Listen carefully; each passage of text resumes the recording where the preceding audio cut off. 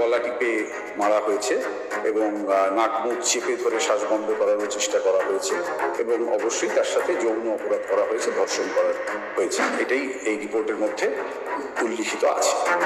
Doctor Moumita Debnath একজন মধ্যবিত্ত ফ্যামিলির মেয়ে। স্বপ্ন ছিল ডক্টর হয়ে মানুষের সেবা করা, মানুষের প্রাণ বাঁচানো, কিন্তু তার আগেই তাকে নির্মমভাবে হত্যা করে ধর্ষণ করা হলো। মৌমিতা ছিল খুবই নিম্নবিত্ত পরিবারের বাবা মায়ের একমাত্র কন্যা সন্তান। MBBS পাশ করে কলকাতা মেডিকেল কলেজে পোস্ট গ্রাজুয়েট করেছিলেন তিনি। গত বৃহস্পতিবারের সেই কালো রাতে টানা 36 ঘন্টা অনকল ডিউটিতে ছিলেন তিনি। কিছু সংখ্যক হসপিটাল কর্তৃপক্ষের তরফ থেকে জানা যায়, রাত 2টোর সময় বাইরে থেকে খাবার নিয়ে আসেন এবং বন্ধুদের সঙ্গে মিলিত হয়ে ডিনার করেন তিনি। এরপর বিশ্রাম নিতে যান জরুরি ভবনের 4 তলার একটি সেমিনার কক্ষে, কিন্তু সেখানে সে চিরতরের জন্য বিশ্রামে চলে যাবে সেটা হয়তো সে নিজেও কল্পনা করতে পারেনি। পরের দিন সকালে ওই কক্ষ থেকে বের করা হয় 31 বছর বয়সী এই তরুণীর অর্ধনগ্ন দেহ। মরদেহ উদ্ধার করার পর হসপিটাল কর্তৃপক্ষ তার বাড়িতে ফোন করে জানায় মৌমিতা আত্মহত্যা করেছে। পরবর্তীতে চাপে পড়ে পুলিশ এই ঘটনাকে খুন ও গণধর্ষণের দাবি নথিভুক্ত করে। এরপর শুরু হয় চিকিৎসকেদের আন্দোলন। পরবর্তীতে ময়না তদন্ত থেকে জানতে পারা যায় মেয়েটি ধর্ষিত হয়েছে এবং তাকে অনেক আঘাতও করা হয়েছে। শরীরের বিভিন্ন অংশ থেকে পাওয়া গেছে রক্তক্ষরণের চিহ্ন, গুরুতর আঘাতের চিহ্ন। ডেড বডির পাশেই পড়েছিল মেয়েটির মাথার একটি চুলের ক্লিপ এবং একটি ব্লুটুথ হেডফোন। বিবিসিকে দেওয়া সাক্ষাৎকারে ডক্টরদের আন্দোলনকারীদের মধ্য থেকে একজন জানায়, ঘটনার বিবরণ দেখে এটা পরিষ্কার যে খুন এবং ধর্ষণে জড়িত ছিল একাধিক ব্যক্তি। তবে এই ঘটনায় অভিযুক্ত শুধুমাত্র একজনকে ধরা হলেও বাকিরা কি তাহলে রাজনৈতিক দিক থেকে প্রভাবশালী বলে তাদেরকে স্পর্শ করা হচ্ছে না? ঘটনায় পেরিয়ে গেছে 15টা দিন। প্রতিদিনই চলছে প্রতিবাদের মিছিল, কিন্তু কোনো সরব নেই পুলিশ মন্ত্রীদের। এমনই প্রশ্ন তুলছে আন্দোলনরত ডক্টররা। এমন অবস্থায় বিক্ষোভে উত্তাল গোটা পশ্চিমবঙ্গ। চিকিৎসক ধর্ষণ ও হত্যার প্রতিবাদে কর্মবিরতির ঘোষণা দিয়েছেন রাজ্যের বিভিন্ন জেলার মেডিকেল কলেজ হসপিটালের বিক্ষিপ্ত চিকিৎসকেরা। हम लोग तो यहाँ इतना बड़ा एक रेड लाइट एरिया है, आप लोग यहाँ आइए ना। जो लड़की लोग बाहर जा रहे हैं वहाँ पर क्यों यहाँ पे हम लोग सेक्स वर्कर्स है तो उन বন্ধুরা, আমি সোমা বলছি, সোমা মুখার্জি। এত কষ্ট হচ্ছে ভিতরে যে হসপিটালে বসে থাকতে পারছি না। আমাদের সব ডাক্তাররা সবাই খুব ডিস্টার্বড। আজকে তো ওপিডি বন্ধ রাখা হয়েছে। তোরা জানিস সমস্ত ঘটনা শুনলাম যা মানে সত্যিকারের ঘটনা, যেটা আরজি করের ভিতরের যে ডাক্তার তারা তাদের বন্ধু বান্ধব মারফত এটা ছড়িয়ে মানে এসছে আমাদের কাছে। অ্যাকচুয়ালি যেটা ঘটেছে সেটা হচ্ছে, আমি শুনে তো মানে বিশ্বাস করতেও নিজেকে কেমন লাগছে রে। প্রত্যেকটা আমাদের ওয়েস্ট বেঙ্গলের প্রত্যেকটা মেডিকেল কলেজে, বিশেষ করে কলকাতার সরকারি মেডিকেল কলেজগুলোর প্রিন্সিপালরা, ডিপার্টমেন্টাল হেডরা, প্রিন্সিপালরা বিশেষ করে, তারা পাশ করানোর জন্য স্টুডেন্টদের কাছে রীতিমতো টাকা নেয়।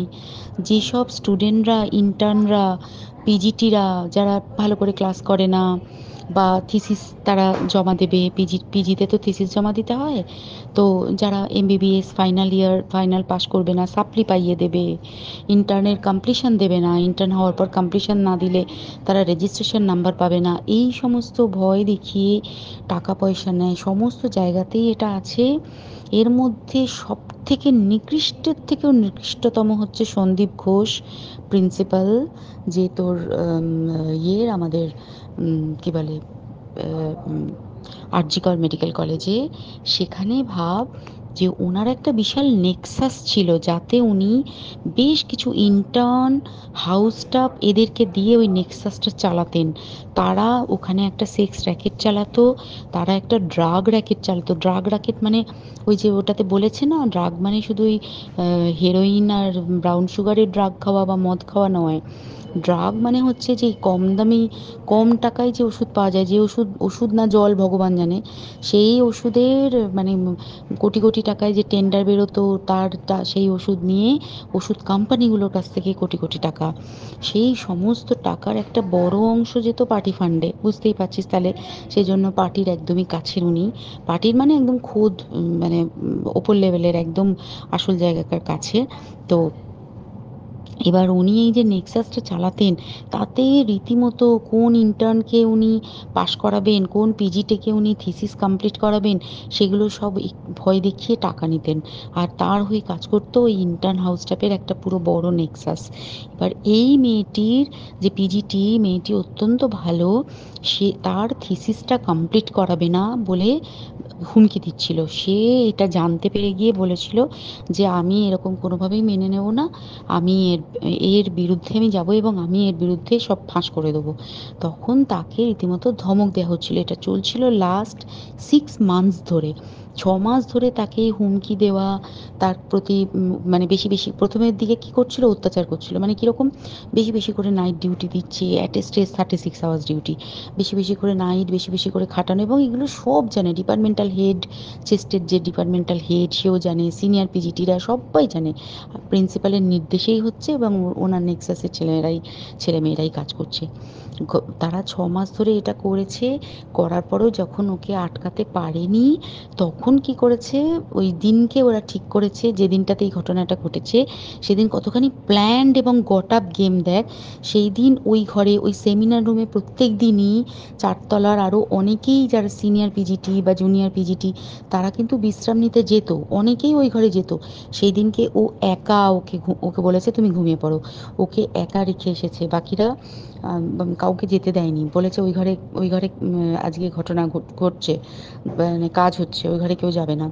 ওই ঘরে সেই দিনকে ওর সাথে যখন খাওয়া দাওয়া করেছে বাকি 4 জন, সেই 4 জনের মধ্যে একটি মেয়ে পর্যন্ত ছিল। সে কিরকম মেয়ে চিন্তা কর, এরা ডাক্তার না জানোয়ার জানি না, আমি জানোয়ার বললেও জানোয়ারদের অপমান করা হয়, কারণ জানোয়ার সমাজে এরকম কাজ হয় না। তো ডাক্তার না কি আমি বলতে পারবো না। সেই ইন্টার্ন মেয়েটি আরেকটি ইন্টার্নের গার্লফ্রেন্ড। তো তার সাথে ওই পিজিটি মেয়েটি প্রচুর ঝগড়া হয়েছে।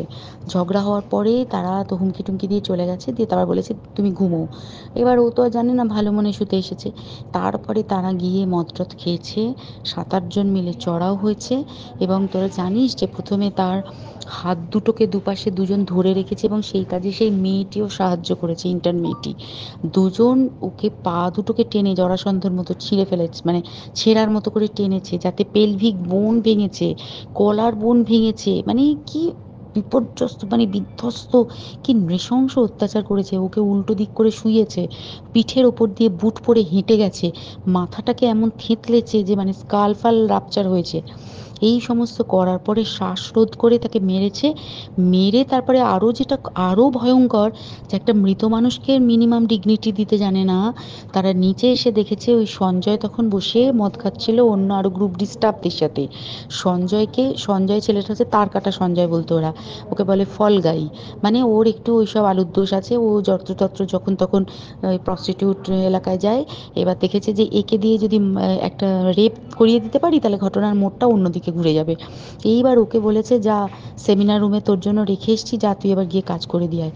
ও এসে ওই ডেড বডিকে রেপ করেছে, যাতে তার ভ্যাজাইনাতে সিমেন্ট পাওয়া যায়।